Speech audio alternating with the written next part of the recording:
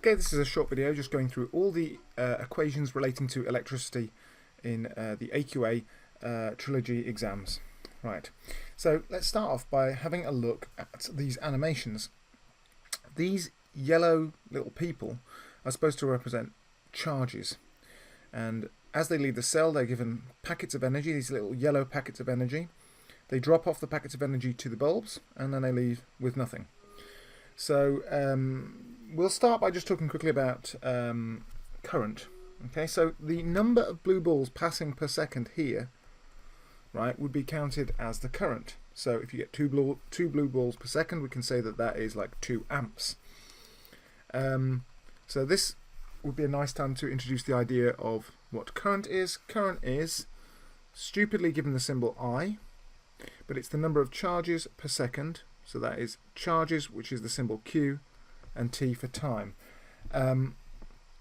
So charge is measured in coulombs, time is measured in seconds, and current, we could give it the unit coulombs per second. In fact, that's correct, but we actually give it the unit amps. That's the more common way of describing it, amps. So that's the definition of current. Now let's think about the definition of voltage. Voltage is something very different. Voltage or potential difference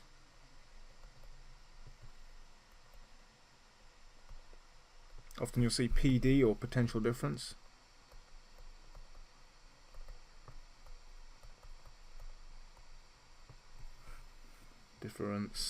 Right? It's the potential energy difference either side of a component per coulomb of charge. So that's a hell of a mouthful. But if you could ask these charges, how much energy have you got? They'd say, I've got 2 bags. And if you could ask these charges, they'd say, I've got no bags.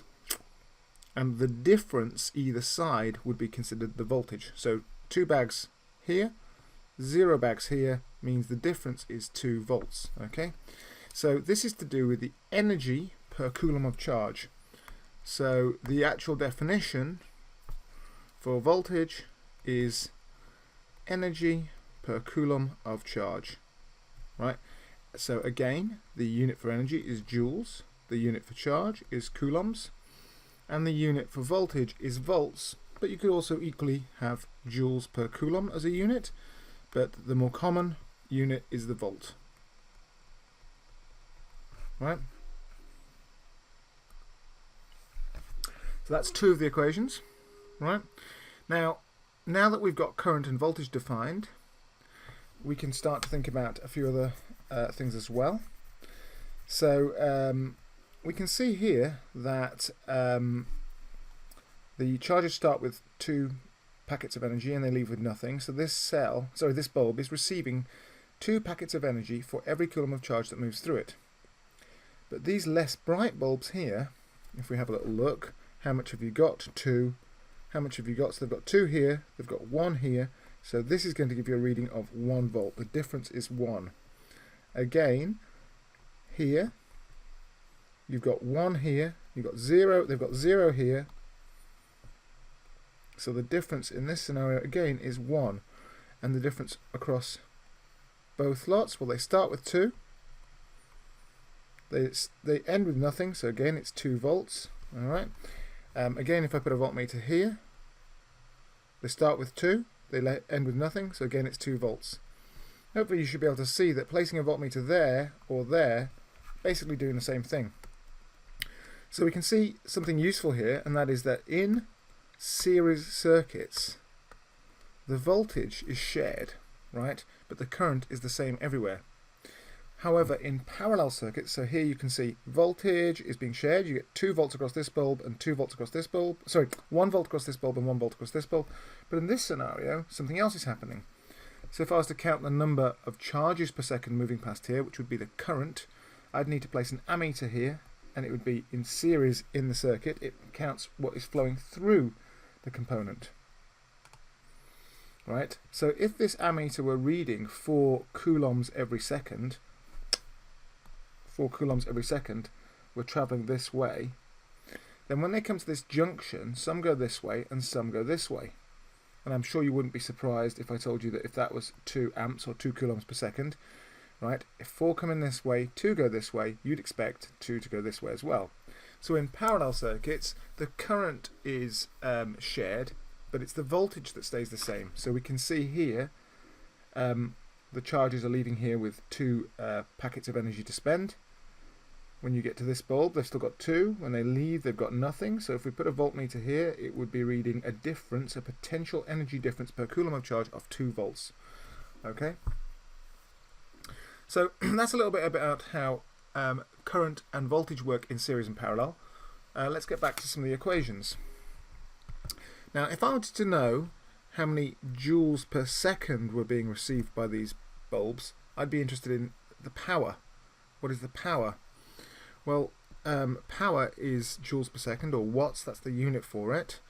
And actually, if you multiply power equals voltage times current, right? Or we could say, might be easy to remember this way, PIV. P equals IV. Exactly the same, just slightly different order. It's maybe easy to remember like that. But why does this give you the power? It gives you the power because current is charge over time. And when you multiply it by voltage, which is energy per charge, right? The Q and the Q cancel out and you get energy per second, right? So it makes sense if you say each charge is carrying 2 packets of energy, and let's say you've got 10 charges per second.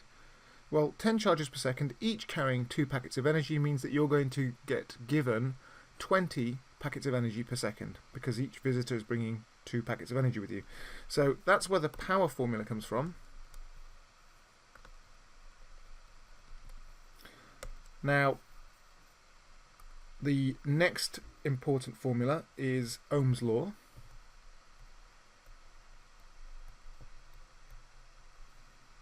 Okay, this is a really important one, and this one tells you that voltage is proportional to the current if the resistance remains constant. What that means is, if you double voltage, you double current. If you double the energy available, the potential difference, you will double the current if resistance stays the same. And this links into the required practicals as well, because if you rearrange this equation for R, you are in a nice position to start talking about how to do your required practical, because to get the resistance of anything you need to measure both voltage and current to be able to calculate resistance. Okay, so that's Ohm's law. Now Ohm's law neatly can be used to substitute into the power equation, so we can get a different power equation. So we can also write P equals IV,